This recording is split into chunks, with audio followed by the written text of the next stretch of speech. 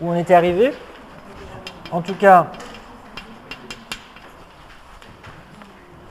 on prend deux particules identiques et on verra un exemple concret dans la dernière question. On envoie une particule sur l'autre et on se débrouille pour créer une seule particule de masse grand M. Donc il est clair que en physique classique, on s'attend à ce que la masse grand M soit égale à simplement 2 fois la masse petit m. On va montrer ici en relativité que ce n'est pas le cas. On va trouver que la masse grand M est toujours forcément supérieure à 2 fois la masse petit m. Alors, j'ai dû écrire au moins le début, donc le principe de base, hein, conservation de la quantité de mouvement totale et conservation de l'énergie totale. Puis après, je vais voir ce que vous avez réussi à écrire. Donc, on peut dire, au cours du choc, puisque l'ensemble des deux particules de masse m est un système isolé hein, par rapport au reste de l'univers, on a conservation de la quantité de mouvement totale. Et cette quantité de mouvement, alors je ne sais plus si j'avais mis des numéros, est-ce que j'ai mis particule 1, particule 2? Non. Bon, alors on peut le... Voilà, alors ok, je vais mettre P1, alors petit p, et celle-là, bon, 0, d'accord, bien sûr, et celui-là, P', ok. Voilà, alors la quantité de mouvement totale, bon, il est clair que c'est égal à P, et c'est égal à P', avec ces notations-là. On a aussi conservation de l'énergie totale. Conservation de l'énergie totale, donc je dis cette énergie-là. Alors, qu'est-ce que j'avais pris comme notation pour l'énergie de la particule de gauche? J'avais déjà écrit quelque chose. Epsilon plus l'énergie de cette masse-là. Je vous rappelle, attention, en physique relativiste, une masse au repos a une certaine énergie. Cette énergie, c'est mc carré, hein, formule que tout le monde connaît. C'est ça qui doit être égal à l'énergie dans l'état final. Donc, je l'ai noté E' peut-être. Voilà. Alors, comme souvent, comme on l'a déjà fait 2 fois, je vous rappelle que il est astucieux pour essayer d'éliminer les termes, de prendre ces équations au carré et de les retirer l'une à l'autre. Donc, je mets la première équation au carré, enfin la deuxième plutôt. Ça, c'est l'équation 2, ça, c'est l'équation 1. Donc, je vais faire 2 moins, alors 2 au carré, moins 1 au carré fois C2.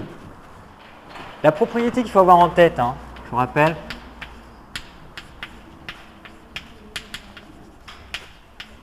voilà.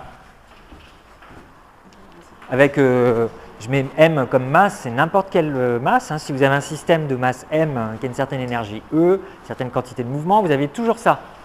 Voilà. D'où ça sort cette formule? Dans le cours, je l'ai démontré par exemple avec la conservation de la norme du quadrivecteur impulsion-énergie. Alors, je répète effectivement les définitions. Le E' qui est là, ça représente l'énergie totale de la particule de masse M créée par ce choc-là. Cette particule, elle bouge, hein, parce que, intuitivement, forcément, si vous avez une particule qui vient frapper de la gauche, l'ensemble va se déplacer vers la droite. Bon, donc c'est bien une énergie totale et ce n'est pas juste une énergie de masse. Dedans, il y a l'énergie de masse, bien sûr. Bon, alors j'y vais, puis vous me posez la question en même temps. Je fais juste, déjà, mathématiquement, ce truc-là. Alors, 2 au carré, bon, j'écris, donc c'est E plus mc carré, le tout au carré, moins ce qui est ici, donc P au carré C2. Ça doit être égal à la même chose à droite, c'est-à-dire E' au carré, moins P' carré C2. Bon, maintenant, du côté gauche, qu'est-ce que je fais? Quand je développe, alors je vais quand même le faire explicitement, quand je développe, j'ai un terme E carré que je vais combiner avec P2C2. E2 moins P2C2, voilà. Ensuite, j'ai un terme MC carré au carré, M2C4. Ensuite, j'ai le double produit, 2E, MC carré.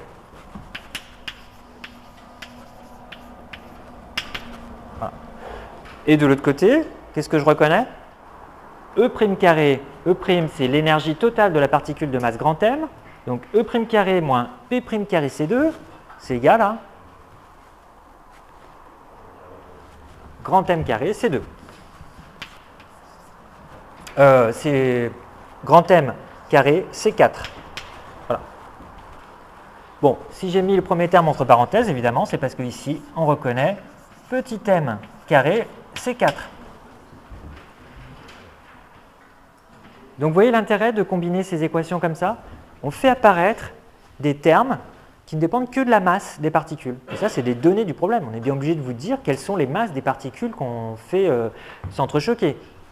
Donc, ça élimine deux inconnus d'un coup. J'ai plus que l'énergie. Donc, je peux l'isoler. Ça fait 2E mc carré égale donc M2C4, grand M2C4, moins M... je vais tout mettre de même côté là pour les petits m. Donc j'ai 2E, voilà, plus 2 M2C4 égale... Grand E, qu'est-ce qu'on a dit? L'énergie totale, ça s'exprime comment? On vient de le dire, c'est quoi en fonction de gamma de M? L'énergie totale de la particule de masse petit m? C'est gamma mc2, énergie totale, gamma mc carré. Voilà. Donc combien de fois je trouve M2C4? Ben, ici j'ai donc 2 gamma M2C4 plus 2 M2C4. Donc je trouve 2 gamma plus 2 fois M2C4 est égal à grand M2C4. Moi, ce qui m'intéresse, c'est grand M2. Je l'isole. Grand M2 égale grand M carré égale 2 gamma plus 2, ou même je factorise par 2, 2 fois gamma plus 1 fois petit m carré. Je prends la racine. Racine de 2 gamma plus 1 fois m. Donc les petits calculs qui sont après, il n'y a vraiment aucune difficulté. Ce à quoi il faut penser, hein, c'est quand vous écrivez conservation de la quantité de mouvement, conservation de l'énergie, eh bien, mettez ces équations au carré, vous faites la différence, et là, vous obtenez plein de simplifications si vous avez en tête, ou si vous avez dans le formulaire, cette relation-là. Il faut encore y penser. Alors, une petite remarque sur le résultat. Bon, déjà, il est homogène, le résultat. Hein. Une masse, ça n'a pas de dimension. Deuxième remarque, en physique classique, on obtiendrait bien sûr grand M égale, ce serait quoi grand M en physique classique? 2M. Qu'est-ce que vous pouvez dire de la masse classique par rapport à la masse obtenue en relativité? Laquelle est la plus grande? Gamma, c'est supérieur à combien? C'est toujours supérieur à 1. Conclusion, qu'est-ce qu'on peut dire de grand M? C'est toujours plus grand que la masse classique. Toujours. Donc en fait, théoriquement, même à basse vitesse, hein, sauf qu'à basse vitesse, ça ne se voit pas trop. Voilà. La masse obtenue en relativité, dans ce cas-là, est supérieure à la masse obtenue en physique classique. Bon, alors ça vient de quoi? Ça vient du fait que la particule qui vient de la gauche, non seulement elle apporte sa masse propre, petit m, mais en plus elle apporte son énergie cinétique. Et dans l'état final, eh bien, finalement, il y a une bonne part de la masse de la particule grand M qui provient de la transformation de l'énergie cinétique de la particule qui arrive de gauche. Voilà. Il y a donc une partie de l'énergie cinétique qui s'est transformée en masse dans ce cas-là. Bon, c'est quelque chose que vous avez vu à toute allure, certainement en première S. Vous pouvez avoir, quand vous avez une désintégration, des intégrations bêta ou des réactions de fission, vous avez des variations de masse des particules. Précisément, la masse totale diminue hein, quand vous avez une désintégration spontanée, une fission spontanée, la masse totale diminue et la différence de masse elle est transformée en énergie cinétique. Donc, par exemple, dans les centrales nucléaires, cette différence de masse elle est très importante parce qu'elle sert à éjecter des neutrons. Et ce sont ces neutrons qui vont au final chauffer l'eau du circuit primaire du réacteur. Est-ce qu'il y a des questions là-dessus? Alors maintenant, deuxième question, c'est plus simple que ça. C'est, on va, au lieu d'envoyer une particule sur une cible fixe, on va prendre deux particules identiques et on les envoie l'une sur l'autre. Alors en fait, du point de vue de la technique, de la technologie, c'est plus dur à faire ça. Et c'est ce qu'on cherche à faire, vous allez voir tout de suite après pourquoi. En principe, c'est plus dur à faire, mais dans les calculs, c'est beaucoup plus simple. On va voir, on peut presque donner le résultat de tête. On va m'écrire quelques lignes. Qu'est-ce que ça change si vous avez une deuxième particule de même masse, identique, qui est envoyée en sens opposé? Quelle est la masse qu'on obtient dans ce cas-là? Choc parfaitement mou, hein, les deux bouts de chewing-gum, on envoie très vite l'un contre l'autre. Il faut de nouveau calculer la masse. Alors, il y a un truc qu'on voit intuitivement, et j'aimerais bien qu'on écrive quand même la justification. Qu'est-ce qu'on peut dire à votre avis de la vitesse de cette particule? C'est forcément 0.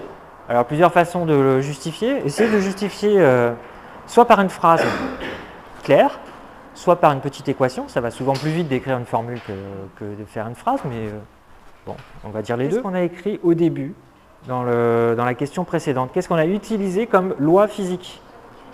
Conservation de la quantité de mouvement et conservation de l'énergie. Alors allez-y, il faut exprimer les quantités de mouvement et les énergies de ces deux particules. Qu'est-ce qu'on peut dire l'une de l'autre si elles ont la même masse, qu'elles sont envoyées en vitesse exactement, avec des vecteurs vitesse exactement opposés? Qu'est-ce qu'on peut dire de leur quantité de mouvement totale? Donc conservation de la quantité de mouvement totale. La quantité de mouvement totale, c'est P plus moins P. Alors là, j'ai utilisé la même lettre, hein, mais je me suis gardé de mettre une flèche sur chaque. Sinon, il faudrait que j'écrive P moins P. P plus moins P, ça c'est la quantité de mouvement totale avant le choc. Eh bien, au cours du choc, la quantité de mouvement totale est conservée, puisque ce système est isolé du reste de l'univers. Donc, ça vaut 0, et ce 0, c'est donc la quantité de mouvement totale de la particule de masse m, que je vais noter Pm. Ça veut dire que cette masse m est immobile dans le référentiel qu'on a utilisé. M immobile. Voilà. Mettons que l'énergie totale de cette particule de masse grand M, je l'appelle grand E. Sachant qu'elle est immobile, alors Sofiane, ça fait quoi? Son énergie à cette masse grand M, c'est c carré, puisqu'elle est immobile. Voilà. Son énergie totale, c'est grand M c carré, puisqu'elle ne bouge pas. C'est ce qu'on appelle l'énergie de masse au repos. Alors, pourquoi j'écris ça? Parce que derrière la conservation de la quantité de mouvement, il faut que j'écrive la conservation de l'énergie totale. Alors, l'énergie totale. J'ai deux particules qui ont même masse, même quantité de mouvement. Donc, il suffit que je fasse le calcul, enfin, que je donne l'expression pour une des particules, et je multiplie par 2. Donc, bah là, c'est une autre des formules. Robin, qu'est-ce qu'il faut utiliser? Énergie totale d'une particule, gamma mc carré. Voilà. Ça, c'est pour la particule de gauche. J'écris la même chose pour la particule de droite. Et ça doit être égal à l'énergie totale de la particule que j'ai créée. Et on vient de dire que c'est mc carré. Bon, bah ça y est, c'est fini. Hein. Il suffit d'écrire, de diviser par c carré. Donc, grand M est égal à 2 gamma fois petit m. Donc si vous avez en tête les 2-3 formules, il n'y en a pas à 36 hein, quand même, 2-3 formules qu'on a utilisées sur l'énergie, c'est fini. Il n'y a pas de calcul compliqué. Alors, ben, on vérifie que 2 gamma, je vous rappelle, gamma est toujours supérieur à 1. Donc 2 gamma est toujours supérieur à 2. Donc comme tout à l'heure, la masse qu'on obtient est plus importante que la masse qu'on obtiendrait en physique classique. Hein, voilà. On peut même dire que cette masse, on pourrait le vérifier, cette masse est aussi supérieure à celle qu'on a obtenue tout à l'heure. Bon. Alors, peu importe, moi on va l'exprimer autrement. Ça. Alors, application, on peut effectivement réaliser ce genre de réaction avec deux particules qui ont la même masse et la même vitesse. Et le moyen le plus simple de le faire avec des accélérateurs de particules, c'est de prendre un accélérateur donné et vous mettez dans cet accélérateur une particule et son antiparticule associée. Pourquoi ça marche bien? Parce qu'une particule et son antiparticule, elles ont presque toutes les mêmes propriétés, sauf la charge électrique qui est opposée. Donc ici, on prend un électron et son antiparticule, le positon, ou positron, ça dépend de la langue, et on les place dans un accélérateur et on les laisse venir se coller ensemble. Quand elles arrivent, hein, si on les place au milieu, quand elles arrivent, elles ont la même énergie, la même masse, toutes les mêmes propriétés.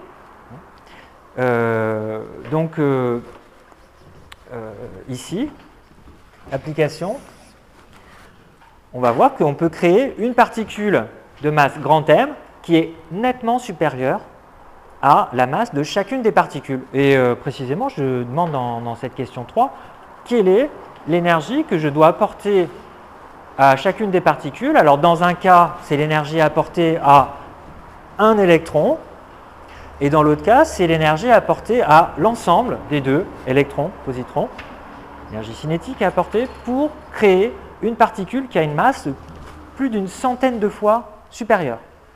Donc c'est quelque chose de remarquable. Avec deux particules légères, on peut fabriquer une particule lourde. Il suffit de les envoyer assez vite l'une contre l'autre, ou d'en envoyer une assez vite contre l'autre. L'idée, c'est qu'il y a une partie de l'énergie cinétique de ces particules qui va se transformer en énergie de masse. Donc, de manière générale, dans les accélérateurs de particules, vous avez dû entendre parler de ça. Récemment, il y a une particule très célèbre, très médiatisée, qui a été observée, le boson de Higgs, qui a une masse très importante par rapport à la masse au repos des protons. Donc, comment on a créé ce boson, comment on a réussi à l'observer? En envoyant l'un contre l'autre un proton et son antiparticule associée, un antiproton. Voilà. Mais si la particule à observer a une masse très importante, il va falloir envoyer ces deux protons et antiprotons très fort l'un contre l'autre. Plus la masse de la particule à observer est importante, plus il va falloir apporter d'énergie cinétique aux deux particules dont on se sert. Voilà pourquoi c'est la course aux hautes énergies. Hein. Dans les accélérateurs de particules, on essaye sans arrêt d'augmenter par tous les moyens techniques possibles l'énergie apportée aux particules. À quoi ça sert? Plus l'énergie des ingrédients, en quelque sorte, est importante, c'est-à-dire plus leur énergie cinétique est importante, plus on va avoir de chances de pouvoir créer des particules de masse plus importantes. Donc c'est comme ça qu'on découvre de nouvelles particules sans arrêt. Pourquoi on découvre de nouvelles particules? Parce que jusque-là, on n'avait pas réussi à avoir un gamma suffisamment important pour créer une masse suffisamment importante. Voilà. Si vous avez une particule très lourde à observer, il va falloir un très grand gamma. Bon, dans les deux cas de figure. Oui. Mais quand on écrit ces particules, elles n'ont pas de durée de vie Elles peuvent avoir des durées de vie très courtes. Hein. C'est le cas du boson de Higgs dont on vient de parler, mais les détecteurs, ils sont aussi très rapides. Et bon, ce qui n'est pas dit et ce que je ne vais pas faire ici, hein, c'est quelle est la probabilité, quand on envoie un proton contre un proton, quelle est la probabilité d'observer l'apparition de ces particules. Même si on a l'énergie suffisante, en général, c'est-à-dire dans la très grande majorité des cas, il ne se passe rien. C'est-à-dire que les deux protons, ils sont juste déviés, ils se dévient l'un par rapport à l'autre, hein, comme des boules de billard. Voilà. Il n'y a qu'une probabilité infime d'observer d'autres apparitions de particules. Et ça, ce n'est pas la relativité qui le dit. Hein. C'est la mécanique quantique en fait. Hein. Il y a ce qu'on appelle des sections efficaces de création de telle ou telle particule. Bon, c'est-à-dire c'est des probabilités de création de particules qui sont en général très faibles. C'est pour ça qu'il faut en faire énormément de collisions avant d'arriver à un résultat observable. Allez-y, c'est une application numérique. Demandez-vous dans l'énoncé qu'est-ce qu'on peut utiliser dans cet énoncé. Cas numéro 1, voilà, j'entoure tout ce dont on a besoin. Ça, cas numéro 1, c'est quoi? C'est quand vous avez une cible au repos. Voilà, le rapport des masses, il est connu, il est exprimé en fonction de gamma. Et quand vous avez deux particules qui sont envoyées l'une sur l'autre, c'est le cas numéro 2, j'aimerais bien que dans chaque cas, vous en déduisiez l'énergie à apporter aux électrons et positrons. Non, on n'a pas besoin d'exprimer gamma en fonction de la vitesse parce que nous, ce qui nous intéresse, c'est uniquement l'énergie Or, l'énergie s'exprime justement en fonction de gamma. Comment s'exprime l'énergie? Je le répète encore. Gamma mc carré. Donc, vous voyez qu'il suffit d'avoir gamma, et vous avez gamma mc carré, donc vous avez l'énergie totale. Et après, si on veut l'énergie cinétique, c'est facile à calculer, il suffit d'enlever mc carré. D'accord? Donc, je répète, cible fixe, donc vous avez une seule particule à laquelle il faut apporter de l'énergie. C'est la particule donc, qui arrive de la gauche. Voilà. Celle que j'avais représentée comme ça. Bon, son énergie, c'est ça. Donc, si vous avez cette énergie-là, vous avez aussi l'énergie cinétique de cette particule. Il suffit d'enlever mc carré. Bon, d'ailleurs, on va voir que ça ne changera pas grand-chose. Calculons gamma mc carré. Combien ça vaut? Il suffit d'avoir le gamma. Donc, il suffit d'isoler gamma dans cette équation qui est encadrée. Pas très compliqué. Donc là, l'unité d'énergie, c'est les électronvolts par c carré. Je vous ai déjà expliqué. mc carré, c'est homogène et énergie. Je mets en remarque. mc carré, c'est une énergie. Donc ça, c'est homogène, voilà, à une énergie. Donc si je veux avoir la masse, je divise à gauche et à droite par c carré. Si j'ai une énergie exprimée en l'unité que je veux divisée par c carré, c'est bien homogène à une masse. Bon, l'énergie, il se trouve qu'en physique atomique et en physique des particules, l'énergie, on l'exprime non pas en joules, mais en électronvolts. Donc voilà, quand je donne des électronvolts par c carré, c'est bien homogène à une masse, du point de vue du calcul dimensionnel. Donc ici, de toute façon, je n'ai même pas posé de question, j'ai un rapport de masse, donc je prends les rapports des grandeurs. Donc j'ai 140 sur 511, alors simplement, ce n'est pas la même unité, j'ai des méga-électronvolts ici sur c carré. Et en dessous, j'ai des kiloélectronvolts sur c carré. Bon, c'est ça qui est au carré, j'enlève 1. Voilà. Alors, méga sur kilo, ça c'est pas nouveau, je pense que depuis la seconde vous savez ce que c'est. Méga c'est 10 puissance 6, kilo 10 puissance 3, donc il y a un rapport de 10 puissance 3 entre les deux. Donc ça nous fait 140 sur 511 fois 10 puissance 3. C'est tout ça qui est au carré et j'enlève 1. Est-ce qu'il y en a qui l'ont déjà fait le calcul? Voilà, donc allez, je mets, comme je n'ai pas entendu la fin, ça m'arrange, 37 10 puissance 3. Voilà, 37 000. Gamma égale 37 000. Alors, c'est énorme. En soi, qu'est-ce que ça veut dire? Ça veut dire que la vitesse de ces particules doit être très très très proche de la vitesse de la lumière. Gamma, rappelez-vous ce que c'est? 1 sur racine de 1 moins v carré sur c carré. Ça veut dire que le terme v carré sur c carré est extrêmement proche de 1. Donc, il faut que l'électron, par exemple, si c'est ça qu'on utilise, l'électron, il faut qu'on l'envoie à une vitesse extrêmement proche de la vitesse de la lumière. Bon, ce n'est pas forcément très difficile à faire. Voilà, gamma égale environ 37 000, mais ça veut dire quoi du point de vue de l'énergie? Ça veut dire que l'énergie totale de cette particule, c'est à peu près 37 000 fois son énergie de masse. Voilà, c'est beaucoup par rapport à ce qu'on va trouver tout à l'heure. Alors, cas numéro 2, je fais exactement le même calcul, c'est encore plus simple. Je trouve directement le rapport, gamma, c'est donc grand M sur 2 petits m, et je remplace. Donc, grand M, donc 140 MeV sur 2 fois 511 kV, 137. C'est ça? Bon, et du coup, j'ai une énergie totale qui vaut à peu près 137 fois la masse au repos. Alors attention, ça c'est l'énergie qu'il faut apporter à un des électrons. Je vous rappelle que dans le cas numéro 2, en fait, les deux particules de même masse et donc de même énergie sont envoyées avec des vitesses exactement opposées. Donc il faut apporter 2 fois cette énergie-là, 2 gamma mc carré, pour réaliser la réaction.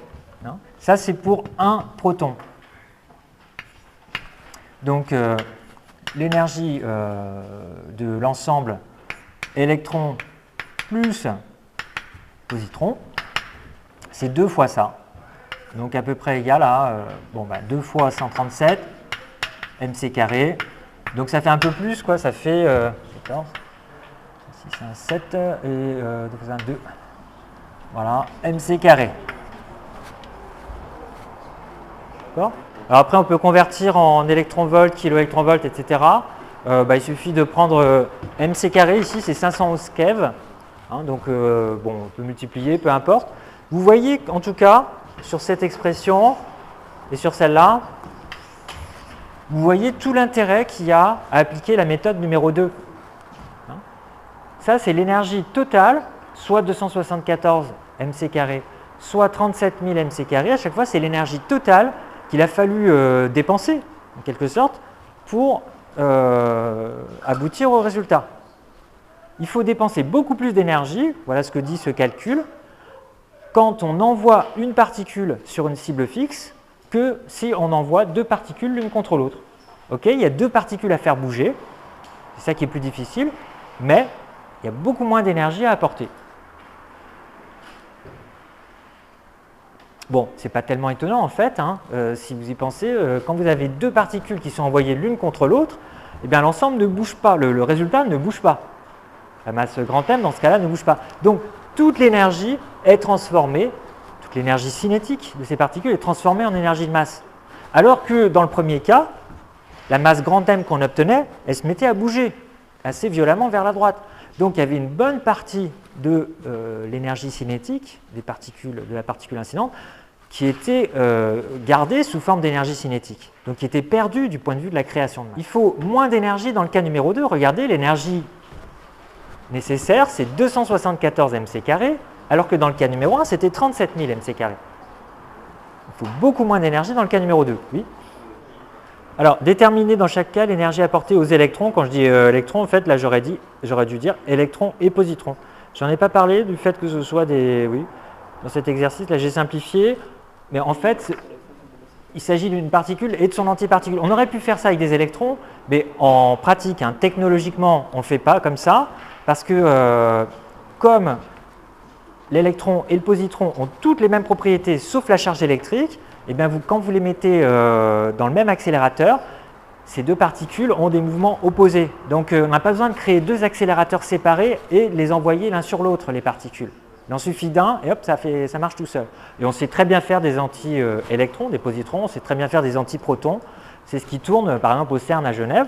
Il y a dans le même accélérateur, vous avez des protons et des antiprotons. Oui. Je disais que dans le cas numéro 2, toute l'énergie des particules incidentes est convertie en énergie de masse, alors que dans le cas numéro 1, vous avez une bonne partie de l'énergie cinétique de l'électron incident qui est conservée sous forme d'énergie cinétique, hein, de la particule de masse M finale, de masse grand M finale. Donc, si votre but, c'est de créer une particule lourde, bah, vous avez intérêt à envoyer les deux particules l'une contre l'autre. Parce que c'est dans ce deuxième cas que vous créez une masse plus importante pour la même énergie, pour une énergie donnée. C'est bon? Allez, alors on passe à un sujet un petit peu différent sur les phénomènes lumineux en relativité. Donc c'est dans le premier polycopier, il y a un exercice qui s'appelle Quasar. Voilà, donc dans cet exercice, je considère une source lumineuse. Bon, c'est une source lumineuse astronomique très brillante. Hein, Quasar. Alors, au départ, hein, quand on a donné cette dénomination, Quasar, ça veut dire presque une étoile, quasi stellaire. C'est une source qui a l'air d'être une étoile. Et puis après, on a compris que ce n'était pas une étoile, c'était des objets qui sont très très loin de nous. C'est actuellement les objets les plus loin qu'on arrive à observer en astronomie, ce sont ces quasars.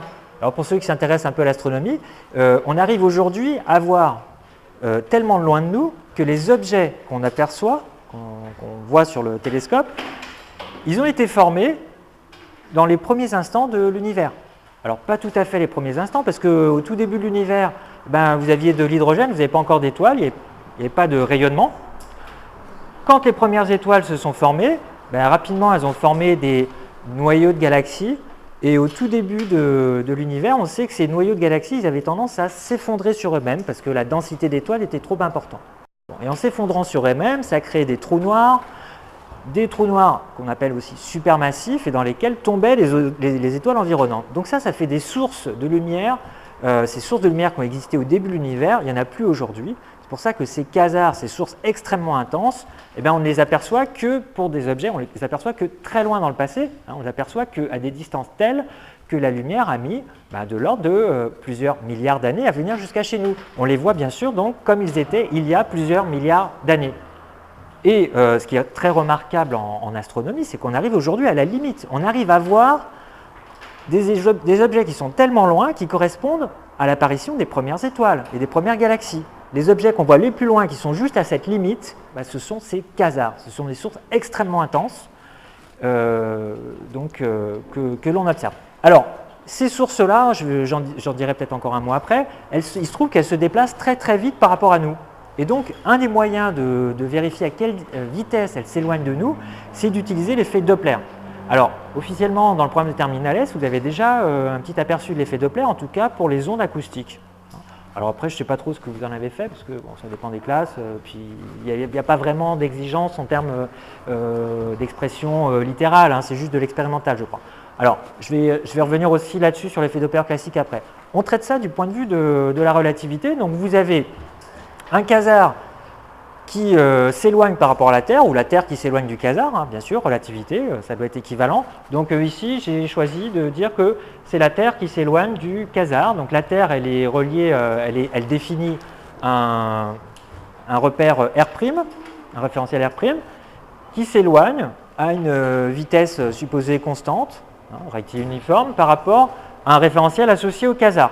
Et pour simplifier, on va supposer que la ligne de visée entre le quasar et la Terre, ça correspond aussi à la direction de déplacement de la Terre par rapport au quasar. C'est-à-dire qu'il nous envoie de la lumière dans une certaine direction et nous, justement, on est en train de s'éloigner par rapport au quasar dans la même direction. Alors, comment traite-t-on ça en relativité? Alors, dans l'exercice, dans le début de l'exercice, vous remarquez, je parle d'un quadrivecteur d'onde, que je n'ai pas eu le temps d'introduire dans le cours, mais je le fais, c'est très rapide. Je vous rappelle l'expression du quadrivecteur impulsion-énergie, c'est quantité de mouvement P, qui vaut gamma mv, et non pas mv, en relativité, et E sur C. Si maintenant je dis en plus qu'il s'agit d'un photon, quelque chose qui caractérise la lumière, on sait que pour chaque photon émis, la quantité de mouvement P, c'est voir cours de relativité, et aussi, je l'ai remontré d'ailleurs voir cours de mécanique quantique, et je l'ai remontré en relativité, P c'est h bar k, hein, ça correspond aussi à la relation de De Broglie. Et puis E sur C, qu'est-ce que c'est? C'est h bar oméga, c'est h nu, voire problème de terminal, et h nu, ça s'écrit aussi h bar oméga. H bar oméga sur C. Donc vous voyez que je peux mettre en facteur le h bar. Donc j'écris encore le quadrivecteur impulsion-énergie, c'est h bar fois le quadrivecteur k oméga sur C. Bon, par définition, on dit que ça s'appelle le quadrivecteur d'onde, puisque vous voyez, c'est deux caractéristiques de l'onde lumineuse, vecteur d'onde et pulsation.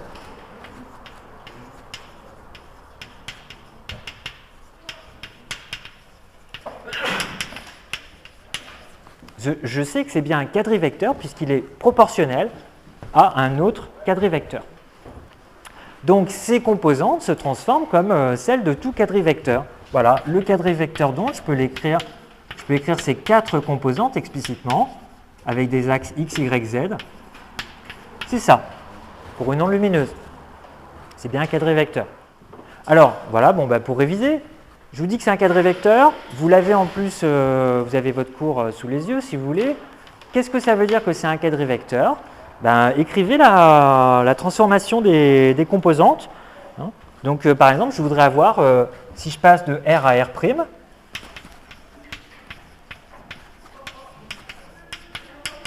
j'aimerais bien avoir K'X, qu'est-ce que c'est en fonction du reste? Oméga' sur C, qu'est-ce que c'est? K'Y, qu'est-ce que c'est?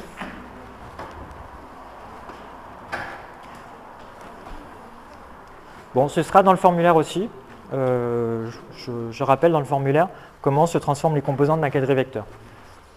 Je vous rappelle, par définition, ces composantes se transforment comme les composantes du quadrivecteur position. Et qu'est-ce que c'est que cette transformation du quadrivecteur position? C'est la transformée de Lorentz. Et qu'est-ce que c'est que la transformée de Lorentz? Pour le retenir simplement, vous prenez la transformation de Galilée et en ce qui concerne l'espace, vous rajoutez juste un gamma devant. C'est tout ce qui change. Et puis pour le temps, vous faites le parallèle avec la formule pour l'espace. Oui. Voilà. Alors attention, ce n'est pas bêta CT, c'est juste ça l'erreur. La composante temporelle, entre guillemets, c'est oméga sur C. C'est oméga sur C, la dernière composante. Attention, dans le cadre vecteur d'onde, la dernière composante c'est CT, et ce CT il est remplacé par oméga sur C. Donc, oméga sur C. Voilà. Alors, je fais exactement la même chose pour la deuxième composante. Alors, Marie-Lys, deuxième composante, oméga prime sur C égale. En fait, c'est la dernière dans l'ordre. Moi, j'ai mis 3... Oui. Gamma E. Voilà. Voilà. Okay. Et puis les autres composantes, qu'est-ce qu'on peut en dire? C'est les mêmes partout. Bon, je ne mets pas K'Z égale KZ, bien sûr. Okay. Voilà. Il y a des problèmes là-dessus? C'est pas évident? Vous me dites, hein? Je suis là pour ça, oui. Oui, gamma, oui, j'ai mis gamma E. Gamma. C'est le même. Parce qu'ici, il n'y a pas une particule qui va se déplacer en plus avec une certaine vitesse non nulle dans un des deux référentiels. Voilà. C'est bon? Oui. K'Y et LKY. Pourquoi c'est ça? Je vous rappelle, transformation de Lorentz. Ça, c'est la transformation de la deuxième composante. Quand je me déplace, si le référentiel R' se déplace par rapport à R dans la direction X, les composantes Y et Z sont inchangées. C'est la transformation de Lorentz. Y, c'est la deuxième composante, Z, la troisième composante. Ces deux composantes-là sont inchangées. Oui, alors, si vous préférez, si ça vous semble plus simple, vous mettez des E partout. Voilà, j'ai mis VE, j'aurais pu mettre V, c'est pareil, parce que ça serait la vitesse de la Terre par rapport au quasar. C'est juste une notation qui n'a ici aucun intérêt particulier. Ce E, il est important, je répète, lorsque vous avez plusieurs vitesses différentes. C'est bon? Voilà, alors on y va. Qu'est-ce que ça donne ça? Qu'est-ce que ça nous donne comme information? Par exemple, vous prenez cette équation-là. Ce que j'aimerais bien obtenir, moi, c'est oméga prime seulement en fonction de oméga. Qu'est-ce qu'il faut que je fasse avec le Kx? Je voudrais bien avoir oméga prime juste en fonction de oméga. Comment je dois le transformer? Oui.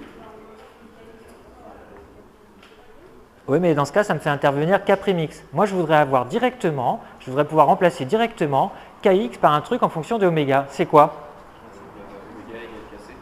Voilà, c'est ce que vous connaissez normalement depuis le cours sur les ondes, par cœur, c'est K égale oméga sur C. Alors on y va, on se dépêche de l'écrire. Ici, le vecteur d'onde, il est bien dirigé suivant X, donc Kx, c'est sa valeur, c'est la valeur de la norme du vecteur d'onde, c'est K, et K, c'est oméga sur C, comme vous savez tous.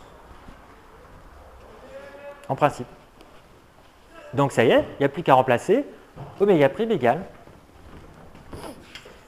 Alors j'ai écrit, je garde le C pour l'instant, oméga prime sur C égale gamma oméga sur C, facteur de 1, moins bêta. Bon, donc moi je veux le rapport oméga prime sur oméga, bon ça y est, c'est vu. Ça fait oméga prime sur oméga qui est égal à gamma fois 1 moins bêta. Bon, on pourrait dire que ça y est, on a la réponse. Oméga prime sur oméga, c'est fait. Alors comme d'habitude en physique, quand on arrive à écrire les choses de manière symétrique, on peut aller plus loin. Alors symétrique, ça veut dire quoi? Vous voyez, ça c'est pas vraiment une formule symétrique. J'aimerais bien d'ailleurs ne plus avoir que bêta. Donc je le fais, je remplace gamma par son expression en fonction de bêta. C'est ça que je multiplie par 1 moins bêta. Bon, ça c'est pas tout à fait une expression symétrique encore. J'aimerais bien la simplifier un petit peu. Alors, bon, je fais une astuce diabolique. Je vais utiliser une identité remarquable de troisième, 1 moins bêta sur ce qui est là-dedans, c'est quoi? Identité remarquable, 1 moins bêta fois 1 plus bêta.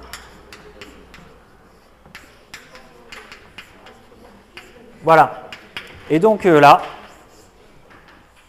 on doit voir que ça fait racine de 1 moins bêta sur 1 plus bêta, qui est beaucoup plus joli, et puis accessoirement qui permet de voir tout de suite sa dépendance en bêta. Qu'est-ce qu'on voit dans cette formule? Déjà, ce qui saute aux yeux, c'est que le terme du dessus est inférieur à 1, le terme du dessous est supérieur à 1, donc tout ça, c'est inférieur à 1. Ce qui veut dire que oméga' est inférieur à oméga. Ça veut dire que la fréquence reçue, la fréquence observée au niveau de la Terre, est toujours inférieure à la fréquence d'émission. Et c'est bien sûr l'inverse pour les longueurs d'onde. D'ailleurs, on demandait ce qui se passait pour les longueurs d'onde. Allez-y. Quel est le lien? Ça aussi, c'est chapitre sur les ondes. Si ça se trouve, c'est même programme de terminale. Bon, je m'avance un peu là. Quel est le lien entre oméga et la longueur d'onde, entre la fréquence et la longueur d'onde? Ça, vous êtes d'accord que c'est le rapport des fréquences? Est-ce qu'on ne sait pas faire en terminale, quand on a le rapport des fréquences, avoir le rapport des longueurs d'onde? On ne peut vraiment pas faire ça en terminale? Bon, allez-y en tout cas. Voilà, je voudrais passer aux longueurs d'onde. Alors, je vous laisse compléter la formule et vous m'en déduisez rapidement le rapport lambda prime sur lambda. Lambda prime, ça sera la longueur d'onde observée dans le référentiel de la Terre, et lambda, c'est la longueur d'onde au niveau du quasar quand il a été émis. Bon, j'espère que vous avez écrit ça donc. Et donc le rapport des pulsations, c'est l'inverse du rapport des longueurs d'onde.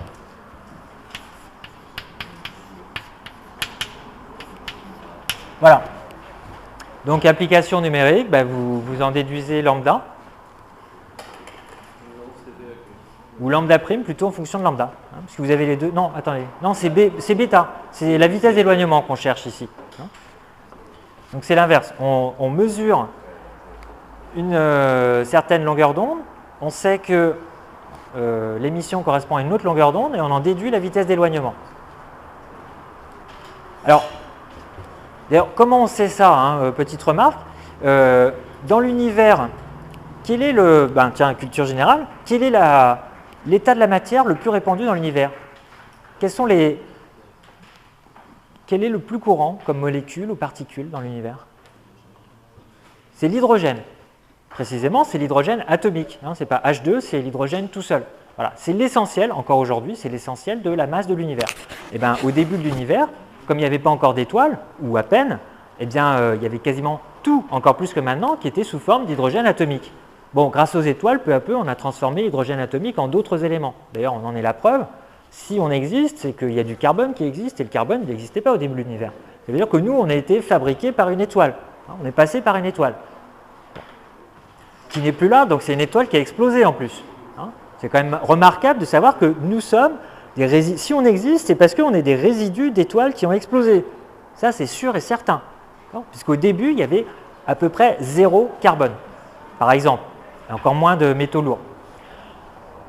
Mais je me perds là. Qu'est-ce que je racontais? Oui, donc ce qu'on sait, c'est qu'au début de l'univers, il n'y avait quasiment que de l'hydrogène. Donc, c'est le rayonnement qui était émis à ces époques très reculées, c'est un rayonnement qui correspond surtout à des atomes d'hydrogène. Or, on sait très bien mesurer sur Terre à quelle radiation, à quelle longueur d'onde peuvent émettre des atomes d'hydrogène. On le sait expérimentalement, on sait même le calculer précisément maintenant avec la mécanique quantique. Donc, il suffit de repérer un ensemble de raies et, correspondant à l'hydrogène, on l'a sur Terre, et qu'est-ce qu'il dit ce calcul? C'est que pour passer de la longueur d'onde d'émission à la longueur d'onde de réception, on multiplie toujours par le même facteur. Donc, on sait très bien reconnaître sur un spectre correspondant à un quasar, on vise un quasar avec un télescope, et on fait une analyse spectroscopique de la lumière émise par ce quasar. On va repérer dans cette lumière un ensemble de raies qui sont disposées de la même façon que les raies d'émission de l'hydrogène. Voilà. Ça nous permet d'être sûr qu'il s'agit bien d'hydrogène. Et après, comme on voit qu'il y a un gros décalage en longueur d'onde, voire l'application numérique, on peut en déduire la vitesse d'éloignement du quasar. Donc là, concrètement, il suffit d'isoler bêta. Ça ne doit pas prendre trop longtemps.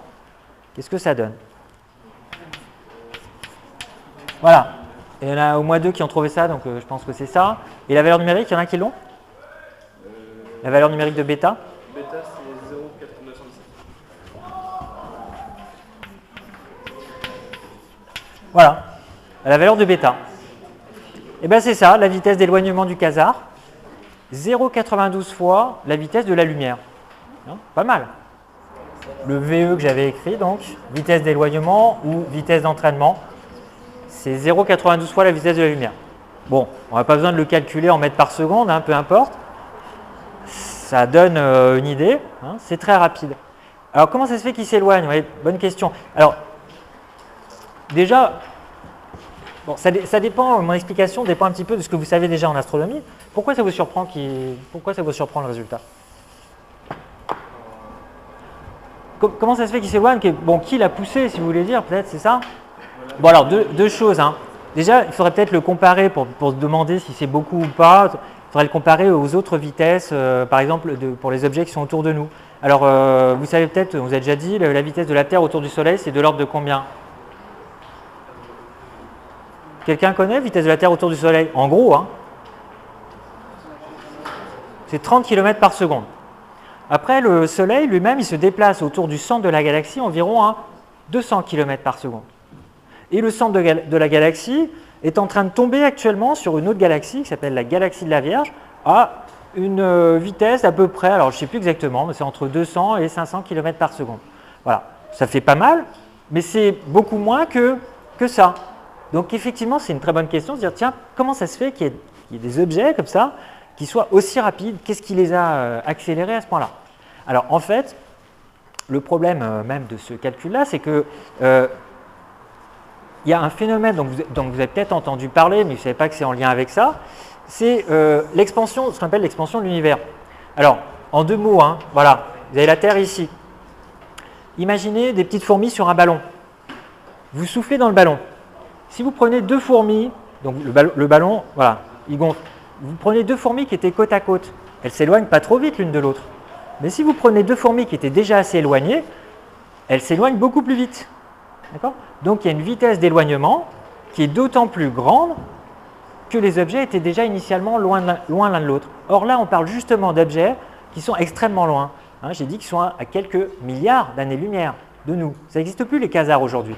On en observe dans le ciel simplement parce que la lumière a mis beaucoup de temps à venir jusqu'à chez nous.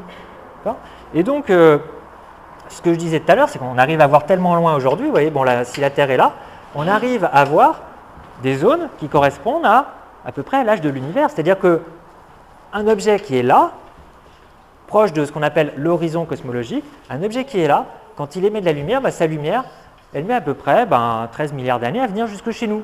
Voilà. Or, les premiers objets lumineux, ça correspond à peu près à cette époque-là, un peu de choses près, 300 000 ans après le début de l'univers, il y a eu des étoiles qui se sont formées, hein, et donc des galaxies, etc., donc des quasars, et donc ce sont les objets les plus loin qu'on peut observer. Ça ne veut pas dire qu'il n'y a rien là, ça veut dire simplement qu'un objet qui était déjà trop loin au départ, eh bien, même si depuis le début de l'univers, il est en train d'envoyer de la lumière vers nous, sa lumière, on n'a pas pu la recevoir. Si vous avez une étoile qui s'est formée ici, environ 300 000 ans après le début de l'univers, même si depuis le début, cette étoile envoie de la lumière vers la Terre, on ne l'a pas encore reçue. Alors, ce que je disais aussi, c'est qu'il y a pire que ça, c'est qu'on sait aujourd'hui que l'univers est en expansion. Alors attention, ça n'a plus rien à voir avec la relativité restreinte, c'est la relativité générale, et on sait que cette expansion est accélérée. Alors, conséquence de ça, on sait qu'actuellement, les objets qui sont proches de l'horizon, là, ils sont en train de sortir de l'horizon. C'est-à-dire que, vous avez compris tout à l'heure, plus les objets sont loin, plus ils ont tendance à s'éloigner vite de nous. Hein, c'est les petites fourmis sur le ballon. Et bien là, les objets qui sont au bord, ils sont déjà assez loin de nous pour sortir plus vite que la vitesse de la lumière par rapport à nous.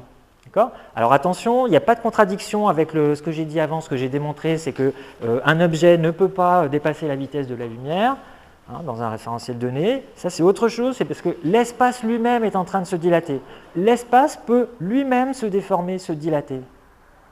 C'est encore autre chose, ce n'est pas simplement le déplacement d'un objet par rapport à son environnement, c'est l'espace lui-même qui se dilate. Alors c'est passionnant, c'est rigolo, mais bien sûr ça demande beaucoup plus d'explications que ça. Voilà. Par contre, si vous avez bien compris la relativité restreinte, bien après, rien ne vous empêche plus tard d'ouvrir un jour un bouquin d'astrophysique relativiste, de cosmologie notamment. Alors regardez ici cette formule. Imaginez une étoile qui est tellement loin de nous qu'elle est en train de s'éloigner à la vitesse de la lumière, ou très proche. Qu'est-ce qui va se passer déjà pour le rayonnement qu'on reçoit? Regardez la formule. Si je considère des objets qui sont à peu près là, c'est-à-dire dont la vitesse d'éloignement, par effet cosmologique de dilatation de l'univers, si leur vitesse d'éloignement est égale à la vitesse de la lumière ou à peu de choses près, juste en dessous, ça tend vers quoi? Alors voilà, ça va tendre vers 0. Autrement dit, le oméga prime, il va tendre vers 0. Autrement dit, la longueur d'onde qu'on reçoit, elle va tendre vers plus l'infini. Okay?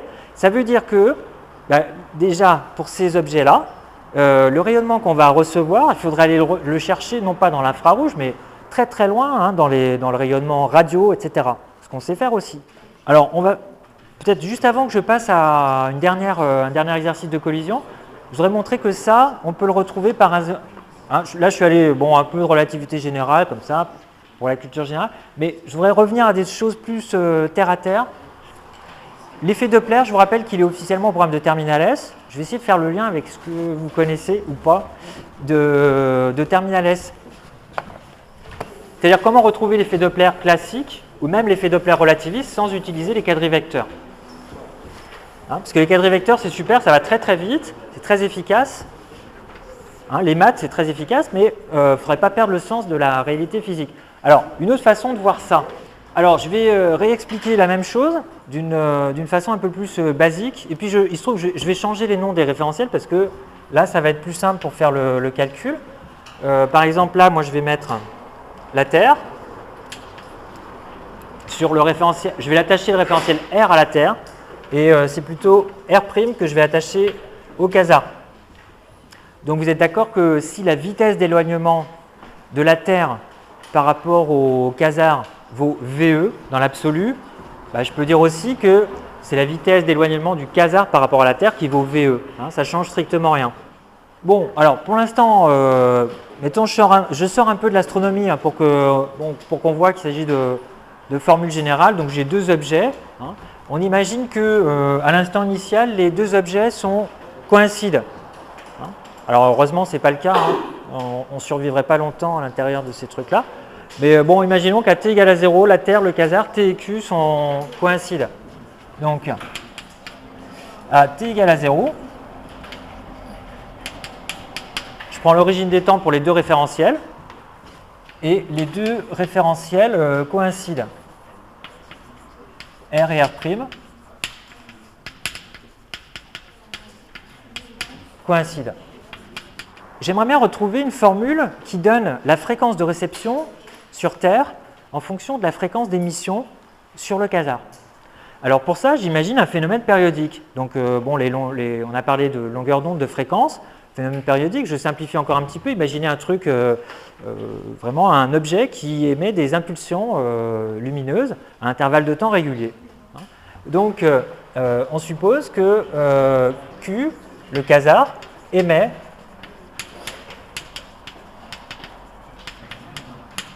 des impulsions à intervalles de temps réguliers. Je vais appeler ça T source, parce que c'est le quasar la source de lumière. Et ce que je voudrais obtenir, c'est la période d'observation sur Terre que je vais noter T0. Donc la Terre, T, reçoit, alors T c'est peut-être pas génial, qu'est-ce que je vais mettre comme... je vais mettre P comme planète, hein, mais c'est en dessous je vais écrire Terre.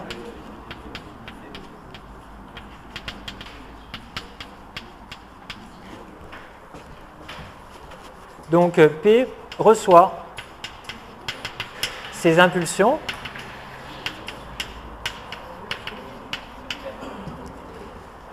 avec une période, il reçoit avec une période donc T0.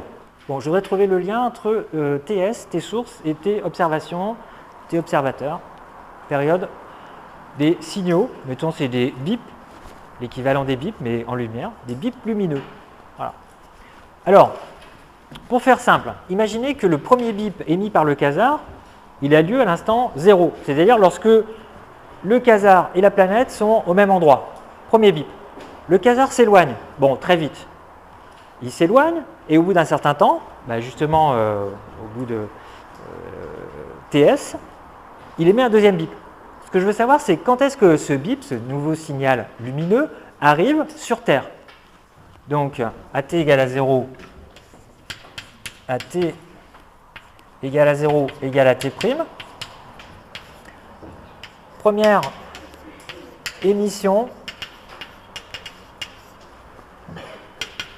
Voilà, ce que j'ai appelé le bip. Première émission par le quasar.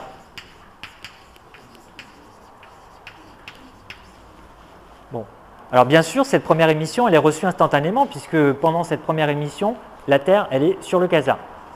Bon, deuxième émission, à l'instant TS. Donc je vais appeler cet instant-là T1. T1, c'est donc cette période, hein, ça va continuer après, mais moi il me suffit de considérer l'instant du premier bip. À l'instant T1, vu dans le référentiel de la Terre, il y a une deuxième émission. Deuxième bip, pour aller vite. Je veux savoir quand est-ce qu'il est reçu sur Terre. Alors ça, pour ça, il n'y a pas besoin de relativité. Le signal se déplace à la vitesse c. Alors écrivez tous, c'est juste pour voir si vous suivez l'énoncé. Sinon, si vous ne savez pas répondre, c'est que vous n'avez pas compris ce que je suis en train de faire.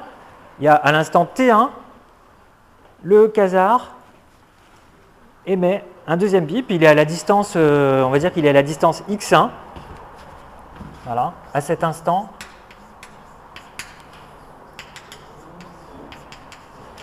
Je note l'abscisse du quasar. Je la note x1. On pourrait l'exprimer directement en fonction de T1, enfin on va l'écrire immédiatement après. C'est toujours dans le référentiel de la Terre. Hein. Tout ce qui est référentiel de la Terre, c'est R, donc je ne mets pas les primes. Si c'est dans le référentiel du quasar lui-même, je mets un prime partout, hein, comme toujours avec la transformée de Lorentz. Oui. Ce qu'on cherche, c'est à quel instant, on va l'appeler T2, mettons, à quel instant T2, le signal émis par le quasar, vous voyez, il est, par exemple, c'est l'instant où il émet son deuxième bip. Son premier bip, c'était quand il était ici, premier bip, tout de suite reçu. Son deuxième bip, c'est là, lorsque son abscisse vaut x1. Il émet un bip, bien sûr ce bip c'est lumineux, donc ça veut dire que voilà, vous avez de la lumière qui se dépêche de retourner sur Terre, et la Terre elle est à la distance x1, sachant que la vitesse de la lumière est c dans tous les référentiels. Quel est le temps de parcours et donc quel est l'instant t2 pour lequel le signal arrive? Alors j'écris, et vous répondez j'espère tout de suite. Le premier bip émis par le quasar, c'était à l'instant 0, lorsqu'il coïncidait avec la Terre. Le deuxième bip n'est émis qu'à l'instant T1, qui est d'ailleurs égal à TS, mais la lumière n'arrive pas instantanément sur Terre. Elle est encore obligée de parcourir, bien sûr, la distance x1 à la vitesse c. Donc, l'instant T2 auquel le signal arrive de nouveau sur Terre, c'est T2 égale. Voilà. Vous aviez dit moins tout à l'heure, non? Voilà. Donc, T2 égale T1 plus la durée de parcours de ce signal. X1 sur C. D'accord? Est-ce que quelqu'un comprend pas ça? Là, jusque-là, il n'y a pas de relativité. Hein. Ça, c'est vrai en relativité. C'est vrai aussi en mécanique classique. Pardon? Je veux dire, si je pourrais faire un petit problème avec une voiture hein, qui part d'ici, qui arrive là. Je ne veux pas vous vexer, mais si c'est une voiture qui arrive d'ici, qui part de là, qui arrive ici, et on vous donne sa vitesse, je pense qu'en quatrième, on peut. D'accord? Il ne faut pas chercher plus compliqué que ça. C'est que ça que je suis en train de faire. Bon, il se trouve que c'est vrai aussi en relativité. Voilà. Maintenant, que vaut x1 en fonction de t1? Sachant que le quasar se balade à vitesse constante. La vitesse fois le temps, évidemment. VE, T1. Donc le E ici, le E de VE, normalement c'est vitesse d'entraînement dans le cours, mais c'est aussi la vitesse d'éloignement, hein, ça tombe bien. Bon, je remplace dans la formule, ça fait donc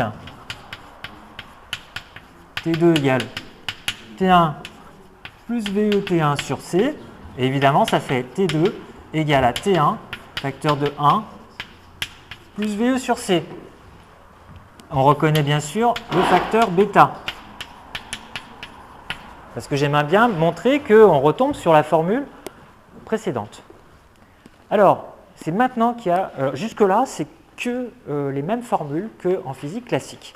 Mais elles sont vraies aussi, tout ce que j'ai écrit est vrai à la fois en physique classique et en physique relativiste. Donc, si vous faisiez un calcul d'effet Doppler en terminale, vous commenceriez par ça. Maintenant, attention, ça va démarrer avec une formule de relativité, mais encore, c'est une formule qui est au programme de terminal S. Il s'agit juste de la formule de dilatation du temps. Ce que je voudrais comparer, je vous rappelle ce qu'on a fait tout à l'heure, je voudrais comparer la période de réception du signal lumineux sur Terre et la période d'émission sur le quasar. Qu'est-ce que ça veut dire période d'émission sur le quasar? Vous imaginez un instant que vous vivez sur le quasar et puis de temps en temps, tac, il y a un bip. Et vous regardez, vous mesurez, vous êtes sur votre quasar, immobile par rapport au reste du quasar, et vous mesurez la durée entre deux bips. Alors attention, qu'est-ce qu'il faut employer comme, si je veux avoir le rapport période d'observation sur Terre sur période d'émission au niveau du quasar? Qu'est-ce qu'on va employer comme terme? Alors, je veux comparer. On cherche T observation sur T émission. Alors, je répète l'émission du quasar, comment elle se fait? Premier bip, c'est à l'instant 0, quand le quasar coïncide avec la Terre. Deuxième bip, c'est à cet instant-là, à l'instant T1 dans le référentiel terrestre. Qu'est-ce qu'il faut que j'écrive pour la période d'émission par le quasar? Est-ce qu'il faut que j'écrive T1? Je répète, premier bip, c'est instant 0. Deuxième bip, c'est à l'instant T1 dans le référentiel terrestre. Est-ce que je peux dire que T1, c'est la période d'émission du quasar? Non, c'est quoi? Gamma sur C? Alors attendez, avant de rentrer dans les équations, j'aimerais qu'on, vous avez peut-être compris, mais je voudrais que vous expliquiez le raisonnement. Ce qui pourrait sembler, si on est un peu naïf, si on oublie qu'il faut faire de la relativité ici, on va se dire, bon ok, première émission c'est l'instant 0, deuxième émission c'est l'instant T1, ok, la période d'émission par le quasar c'est T1. Troisième émission ça sera 2T1, quatrième 3T1, etc. Mais attention, quand je dis T1, c'est l'instant pris dans le référentiel terrestre.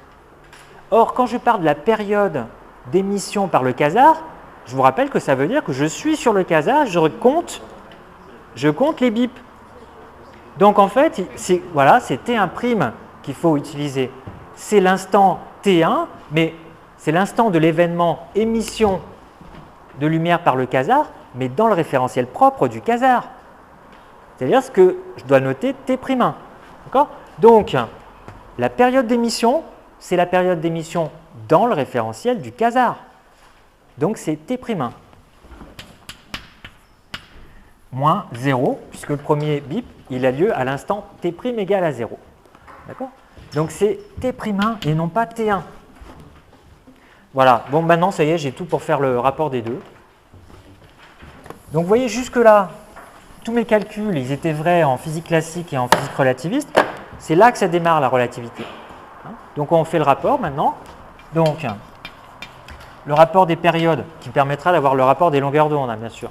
C'est donc TO sur TS égale donc T observation, c'est-à-dire ce que j'ai noté T2. Je vais l'écrire spécifiquement. Le période d'observation, c'est T2, puisque le premier bip est reçu à l'instant 0, le deuxième bip est reçu à l'instant T2. Voilà. Donc, c'est T2 sur T'1. Bon, c'est égal à quoi ça? J'ai juste à remplacer dans l'équation qui est au-dessus, ça fait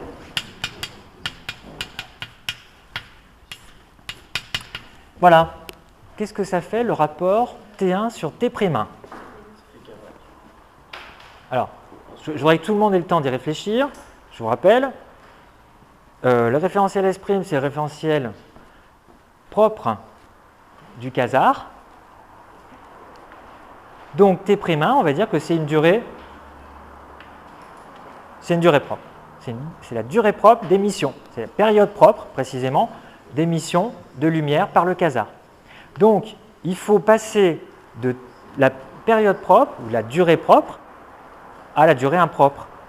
La durée impropre, donc c'est forcément T1. Alors, quel est le lien entre les deux?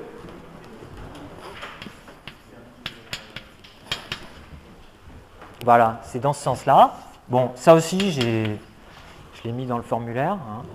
Période propre, période impropre. Sauf qu'il faut savoir quand même dans quel sens ça se fait. Hein. La difficulté, c'est de savoir qu'est-ce que c'est que la période propre, qu'est-ce que c'est que la période impropre. Dans chaque exercice, il faut repérer est-ce que c'est une durée propre ou une durée impropre. En principe, ça, vous l'avez fait en terminale. Bon, voilà ce qu'on applique. Donc,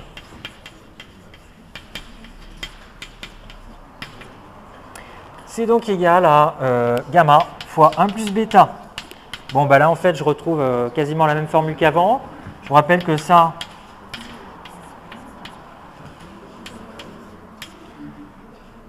allez, je vais tout écrire. Et évidemment, les rapports des périodes, c'est l'inverse des rapports des fréquences. Donc, on retrouve la même formule que précédemment.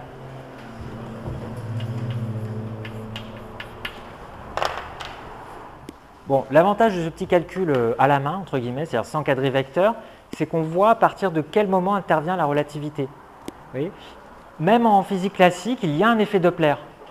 Si on avait, regardez, sans rien réécrire de nouveau, si on était resté en physique classique, qu'est-ce qu'on aurait dû changer? Qu'est-ce qui change dans ce calcul? Bon, déjà, où est-ce que ça a commencé la physique relativiste dans ce calcul? À quelle ligne ça commence? Non, voilà, c'est là que ça commence. C'est quand je parle ici de T'1 au lieu de T1. Quelqu'un qui ne connaît pas la relativité, il dirait T1. Bon, c'est là que ça commence.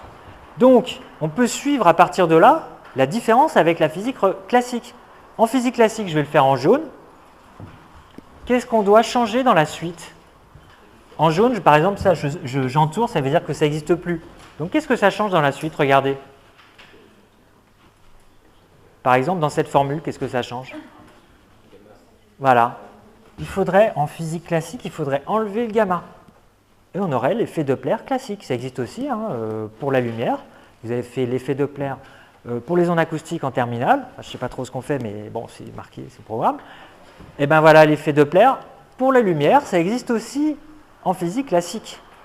D'accord? Et d'ailleurs, comme d'habitude, il faut bien vérifier que si les vitesses, par exemple ici c'est la vitesse d'éloignement, si la vitesse d'éloignement est faible, ça veut dire que gamma tend vers 1. Donc on retrouverait bien la formule classique, 1 plus bêta. Voilà, donc ça vous dit par exemple, tout de suite, là on voit sur ce calcul, hein, jusque là, on voit la différence entre l'effet Doppler classique et relativiste, c'est juste ce facteur gamma, comme sur la transformée de Lorentz, hein, je vous rappelle quelle est la différence entre la transformation de Galilée et transformation de Lorentz. Il y a juste un gamma qui apparaît sur la première ligne. Et sur la dernière, mais c'est complètement symétrique. Alors, ce gamma, qu'est-ce qu'il fait? Qu'est-ce qu'il a comme action, disons? Qu'est-ce qui change concrètement? Eh bien, l'effet Doppler classique, c'est, regardez, il n'y a pas de gamma. Qu'est-ce qu'on peut dire? Bêta est quand même toujours supérieur à 1. Donc, ça veut dire que la période d'observation, c'est toujours supérieure à la période d'émission. Ça, c'est vrai déjà. Effet Doppler, vous avez une ambulance qui passe. Quand elle s'éloigne, le son est plus grave. La période observée est plus faible que la période d'émission. Si la période est plus faible, c'est que la fréquence est plus grande. Si la période est plus grande, la période observée est plus grande que la période d'émission. Donc la fréquence observée, la fréquence écoutée en l'occurrence, serait plus faible. C'est un son plus grave. Hein, ça correspond bien à la physique classique. Bon, et bien qu'est-ce que ça fait le gamma? Gamma est toujours supérieur à 1, je vous rappelle. Donc ça ne fait que renforcer l'effet Doppler. Voilà. La relativité augmente encore l'effet Doppler d'un facteur gamma. Alors pour les objets qui ne sont pas très rapides par rapport à la vitesse de la lumière, ça ne change rien. Mais si vous avez des objets qui ont une vitesse de l'ordre de la vitesse de la lumière, ça change tout. Voilà, c'est l'effet Doppler relativiste longitudinal, parce que là on a juste travaillé sur le cas où la ligne de visée correspond aussi à la direction d'émission de la lumière. Un dernier exercice sur les collisions, création de paires proton-antiproton, c'est le dernier exercice de la deuxième feuille. Voilà, donc collision proton-antiproton, je vous rappelle, c'est ce qu'on fait au CERN, hein, tous les jours, en ce moment même. On réalise des collisions proton-antiproton pour voir ce qui peut se produire, ce qui peut se passer de rigolo. Alors, parmi les réactions observées, bon, en général, il ne se passe rien, je vous rappelle, hein, les deux protons rebondissent, se dévient l'un l'autre, hein, mais des fois, il apparaît de nouvelles particules, puisque une partie au moins de l'énergie de ces protons et antiprotons est convertie en énergie de masse. Cette énergie de masse peut servir à faire exister, à faire émerger de nouvelles particules. Alors là, je ne sais plus si on dit que le deuxième est fixe ou pas. Voilà, cible. Alors quand on dit cible, ça veut dire fixe, hein. Voilà. Il y a une cible, c'est-à-dire en général c'est un solide, hein, qui contient des protons, c'est pas trop difficile à trouver. Alors, je parle ici du référentiel barycentrique. Alors ça, c'est quelque chose que vous avez vu en physique classique, je généralise un tout petit peu en relativité. En mécanique du solide notamment, vous avez dû utiliser ça. Et puis même en mécanique du point, si vous avez un système de deux particules, je ne sais pas si vous faites encore ça, par exemple vous avez deux particules ou deux planètes, une planète en interaction gravitationnelle avec une étoile, pour décrire le mouvement de cette planète, eh bien, il est commode de se placer dans le référentiel barycentrique. Bon, alors toujours est-il que le référentiel barycentrique, une de ses propriétés importantes, c'est que dans ce référentiel, la quantité de mouvement totale des particules vaut 0. Donc ça, c'est une conséquence de la définition du barycentre en mécanique du point et en mécanique du solide. Cette propriété, vous avez dû notamment l'utiliser en mécanique du solide. Moi, je la prends comme définition en relativité. Donc, référentiel barycentrique, c'est le référentiel tel que la quantité de mouvement totale dans ce référentiel que je note avec une étoile, elle vaut 0 par définition. Voilà. Ça, c'est ce qui définit le référentiel barycentrique.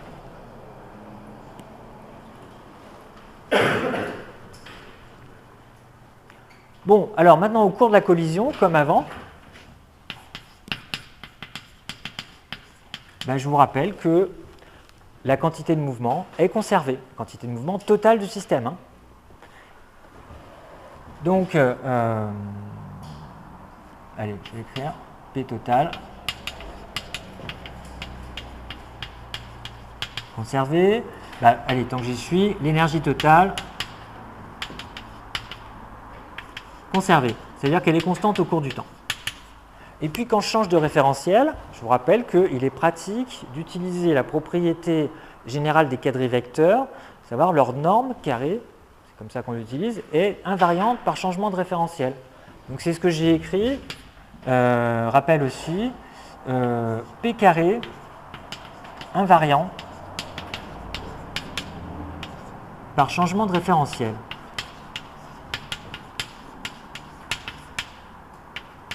Alors, qu'est-ce que ça veut dire? Je vous rappelle que P, c'est ça. Bon, je l'applique à l'ensemble des particules. Donc, avant le choc, les particules, il n'y en a que deux, c'est A1, A2. Okay, donc, cet ensemble-là de particules a une certaine quantité de mouvement total. Bon, il se trouve que là, c'est P1, peu importe. J'écris que cette norme carré est invariante. Alors, comment ça s'écrit? P carré est le même dans le référentiel barycentrique et dans le référentiel R quelconque. Voilà, je l'écris comme ça. Comment ça s'écrit explicitement? Voilà, j'espère que vous avez écrit ça. Qu'est-ce qu'on peut simplifier là-dedans? P étoile, ça vaut combien? 0 par définition. Donc ça y est, on a l'énergie totale. Bon, allez, je suis obligé d'effacer ce truc-là.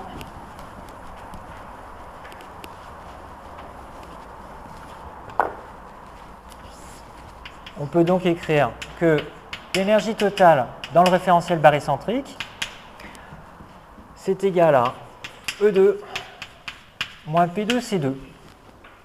D'accord? C'est la même équation, j'ai juste multiplié par C carré à gauche et à droite.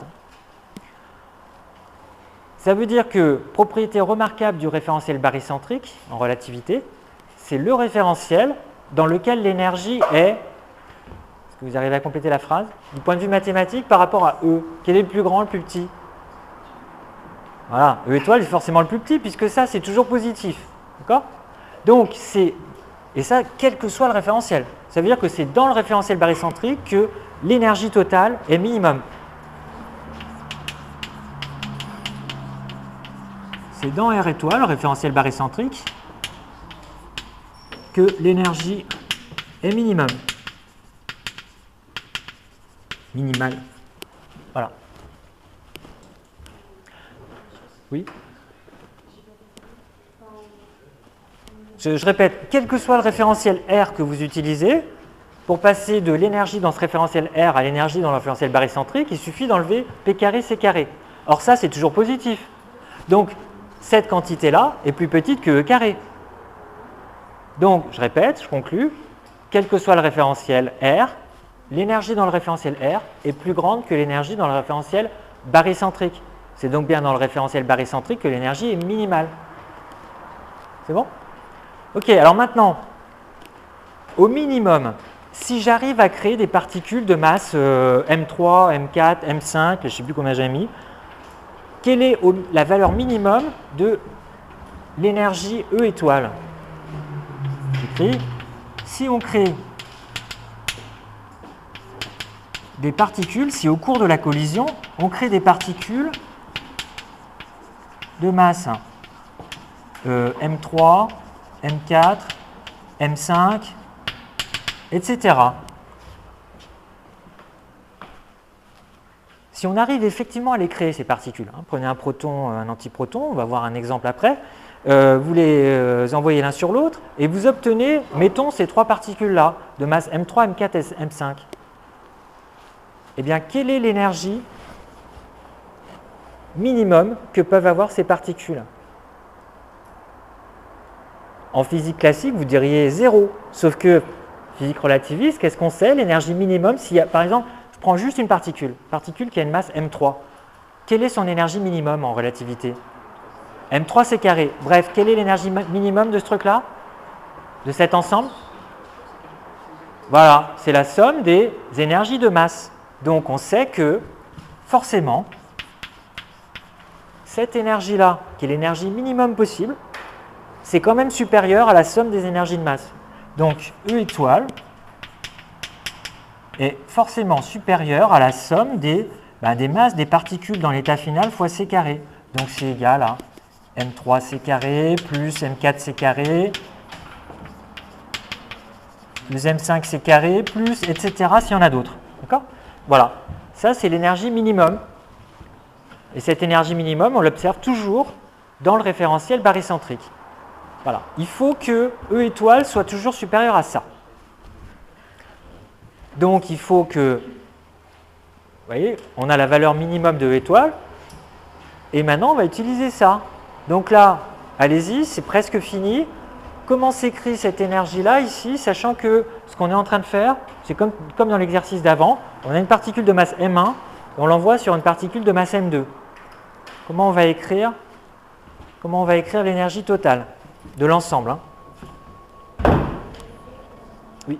Si vous avez créé des particules de masse M3, M4, M5 au repos, vous êtes d'accord qu'elles ont M3 par exemple a une énergie M3 C carré. D'accord? M4 c'est pareil. Voilà. Elles ont au moins cette énergie-là si elles existent. Leur énergie minimum, elles l'ont quand elles sont toutes au repos. Bon, si ça arrive, ça veut dire que l'énergie du système est supérieure à ça. D'accord? Voilà.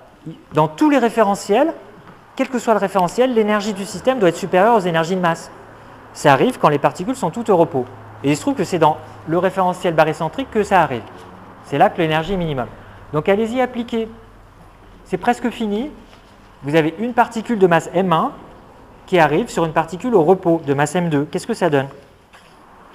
Je répète, vous avez juste à utiliser la formule qui est tout en haut, vous remplacez, par, qu'est-ce qu'il y a juste à calculer? Il y a à calculer l'énergie totale du système et la quantité de mouvement totale. Voilà, je note avec un grand P parce que c'est le système, sachant qu'il s'agit d'une particule de masse M1 qui bombarde une particule de masse M2. Quelle est l'énergie et la quantité de mouvement totale de ce système? C'est avant le choc. Combien ça fait? Mettons que pour les notations, l'énergie de la particule 1, je l'appelle E1, sa quantité de mouvement, je l'appelle P1.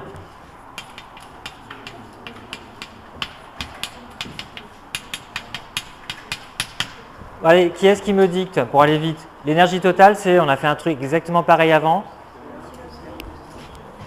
Voilà, E1 plus M2, C carré.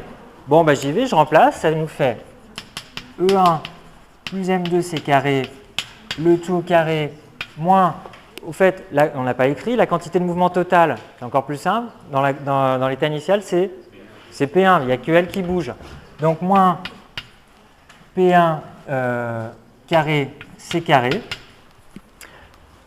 ça doit être égal à l'énergie dans le référentiel barycentrique au carré. Et je sais que ça, je sais à quoi c'est supérieur. Il suffira que je prenne les termes qui sont là au carré. D'accord? Voilà. Donc, si je cherche l'énergie cinétique minimum pour la particule 1, il suffit que je calcule son énergie totale minimum. Son énergie totale minimum, ça correspond à l'énergie E étoile minimum. Voilà. Donc, il suffit de trouver E1. Comment on a fait tout à l'heure pour trouver E1? Essayez de retenir les idées à chaque fois quand on fait un exercice. On l'a déjà fait, ça. C'est exactement le même calcul. Hein. Ce qui serait chouette, c'est que vous arriviez tout de suite à le faire là sans regarder ce qu'on a fait avant. C'est toujours pareil. Alors, je le fais moi en même temps, mais essayez de le faire. Hein. Voilà. Et je vérifie que c'est homogène. C'est homogène. Voilà l'énergie totale minimum qu'il faut apporter à la particule 1 pour avoir une chance de créer les particules que j'ai écrites là-bas. Bon, alors maintenant l'énergie cinétique, qu'est-ce qu'il suffit que je fasse pour passer de l'énergie totale à l'énergie cinétique? Je connais E1 total, je vais avoir l'énergie cinétique. Qu'est-ce qu'il suffit que je fasse? Pardon? Voilà, on enlève son énergie de masse. Donc l'énergie cinétique E1, c'est l'énergie totale E1 moins son énergie de masse M1 C carré. Bon, il suffit que je l'enlève ici, donc ça nous fait E min étoile carré. Hein, donc E min étoile, c'est quoi? C'est la somme des énergies de masse des particules que je vais obtenir. Hein. Voilà. Donc moins, je recopie le début, moins M1 carré C4 moins M2 carré C4. Bon, et ensuite, alors bien sûr, il y a toujours au dénominateur, il y a le 2M2C carré. Et il faut que je retire à tout ça le M1C carré. Donc je multiplie, bien sûr, moins 2M1, M2. C'est un C carré, C4. Voilà, je peux simplifier un petit peu. Ça fait E min étoile carré moins M1 C carré plus M2 C carré, le tout au carré. Non, ça avait un moins. Moins, non, c'est ça, plus sur 2 M2 C carré. Voilà, ça c'est l'énergie cinétique minimum qu'il faut que j'apporte à la particule de masse 1, de masse M1, pour avoir une chance de créer des particules de masse M3, M4, M5, là par exemple. Ce que j'ai encadré, c'est la valeur minimum de l'énergie totale dans le référentiel barycentrique.